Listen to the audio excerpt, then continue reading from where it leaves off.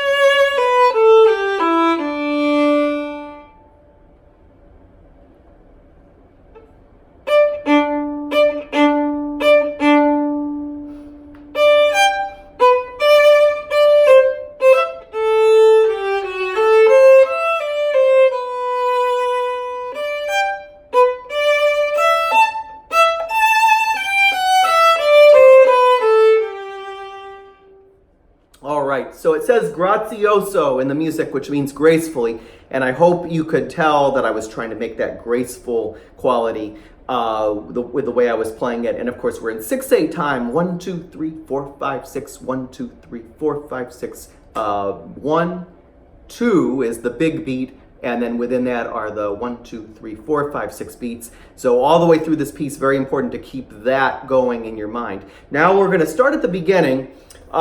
Let's start with some circles with both the violin and the bow.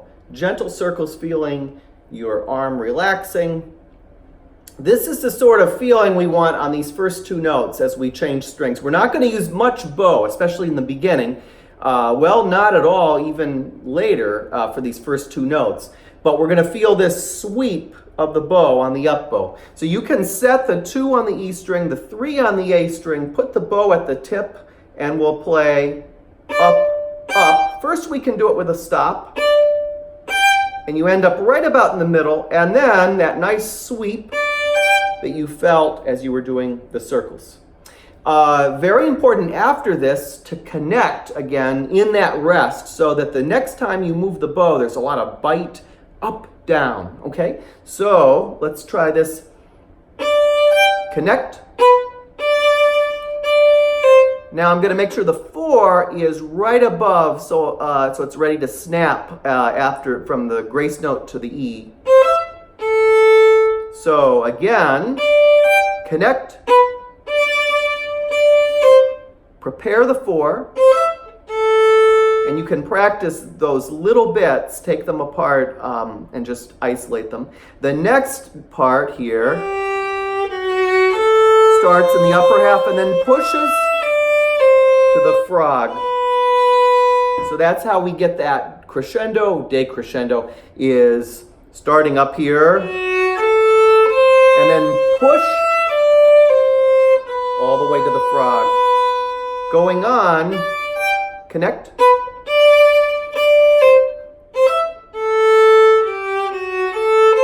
Push. Now, lots of bite into the string on these 8th notes with the dots. To the frog. Stop the bow, and there's another dot here.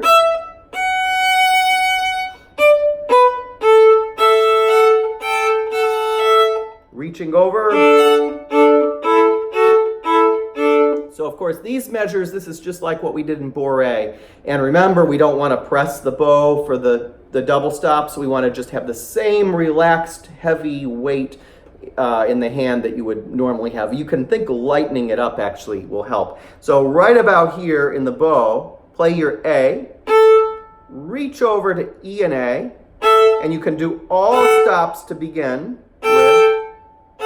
And then this is at the frog. We reach over to D and A and then pull, come back to the D and A, and move the bow from this motion here with the upper arm and the elbow. So the elbow is pushing and pulling there. Okay, so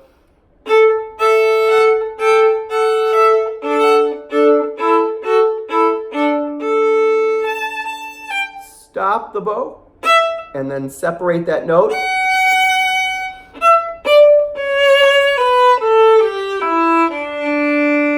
So pay a lot of attention to where you have the separated notes with the dots.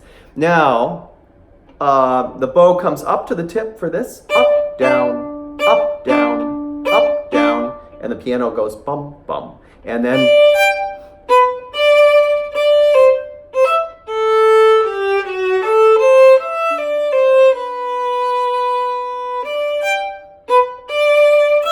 big crescendo.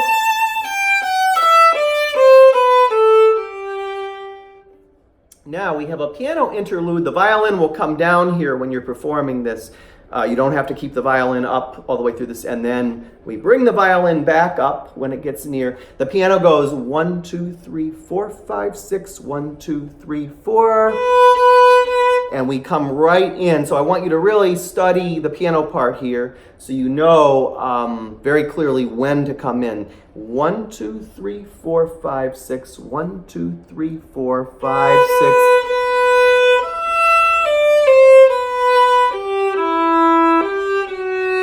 Push to the frog.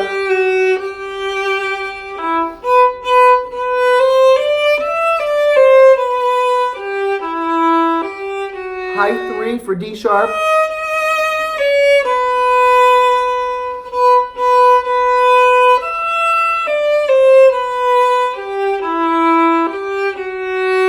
Push to the frog.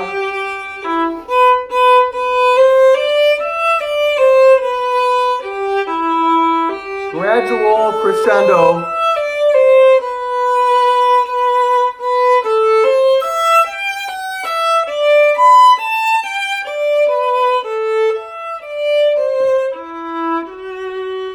And we get right to the part of the bow we want to be for the next section, which is a little bit above the middle, so we can use all upper half for this next section coming up.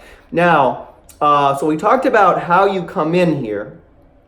And we also need to make sure that you really feel those 6 beats so that the rhythm is really accurate. So it's 1, 2, 3, 4, 5, 6. 1, 2, 3, 4, 5, 6. So just really make sure you are changing notes exactly at the right time.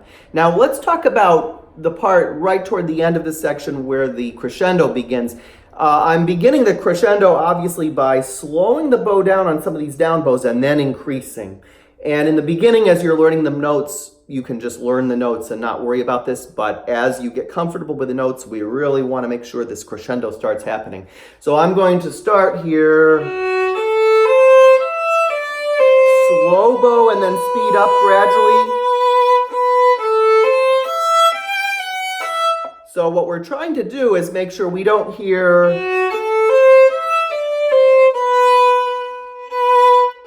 so if I pull too fast, then we lose that gradual crescendo. Instead, I have to glue all the bows together and work with the bow speed in a way that the crescendo keeps going. So little bow to begin with.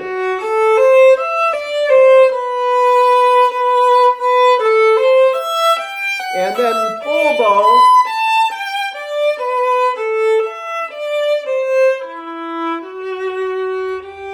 Now this next section, we should start this just separate bows to learn it. So let's do that this way.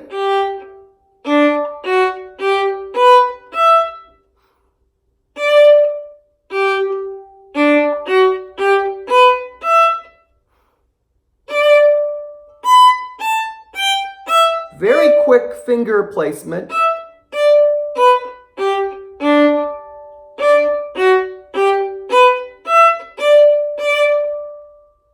Now right here we have in the next measure coming up, an E sharp, which is the note F. We have to make sure that's really in tune, and that it's right next to your 2, which will be playing F sharp. So listen, that's what we have to hear. And I'm using the 1. I'm actually using that fingering, which I think is what we should do. So if you play your F sharp with 2, put the 1 right next to the 2, lift the 2, and you should have E sharp, which is the same note as F natural. So just make sure here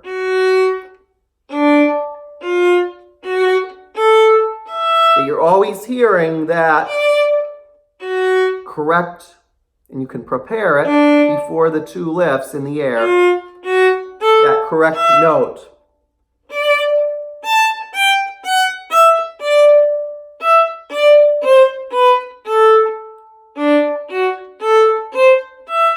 Reach back for low 1.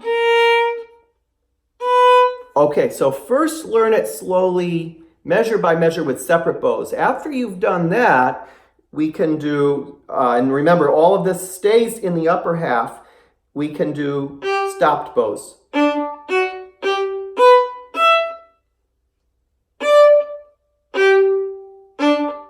Again, very fast finger setting, and the bow is going to stop. Then after you've done that enough times, it should be fine to just do it as it's written. And notice how we're going to bring out these little crescendo diminuendos with the bow speed. So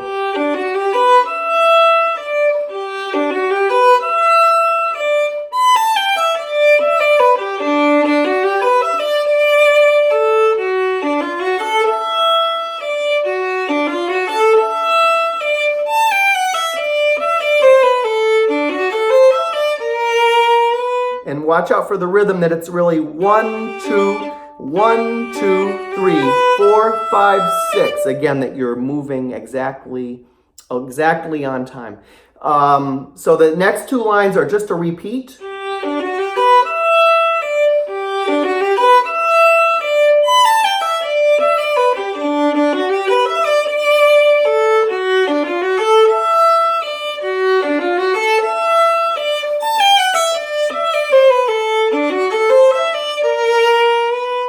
And then the next section here, you can learn this like we learned the doubles of perpetual motion, with stopping the bow and snapping. And that's going to allow the fingers to set way ahead of the bow and the coordination to get developed. And these first 2 notes, you can set your 3 on the D string for the G, the B, the 1 on the A string for B, and have them sort of set together. Low 1 for F,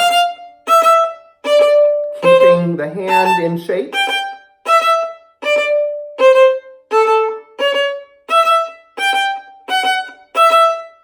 Reaching.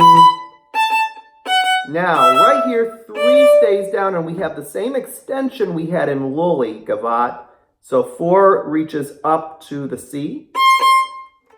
3 hops over.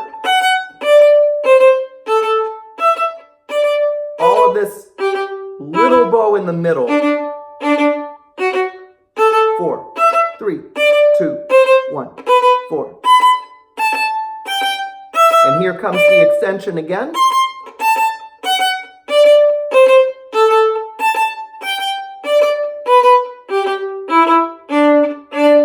Okay, so now I'm going to play it as it's written.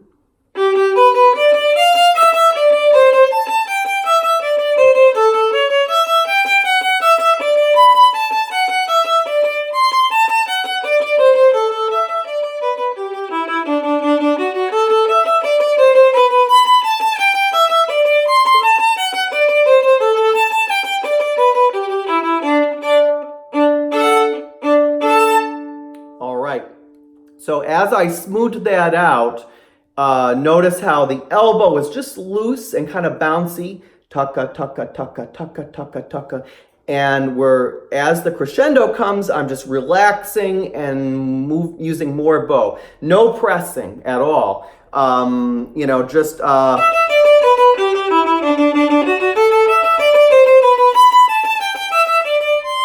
this very relaxed arm is what we need here. Now, going into this part at the after this section that I just stopped at, watch out for the rhythm, and you can watch out that you're in the right part of the bow. So we have, so this is down, up to the middle, and then up to the frog, and then up and again to the frog. So you can practice down, up. So the down bow pulls nice and high in the bow. We're going to put 3 down on the A string and do the 2 strings together for the Ds.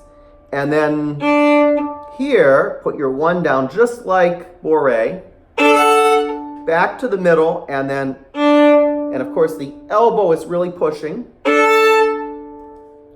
to get you to the frog. Very important that you get to the frog for the chords. So it's down, up, down, up, down. And then it's like the beginning again.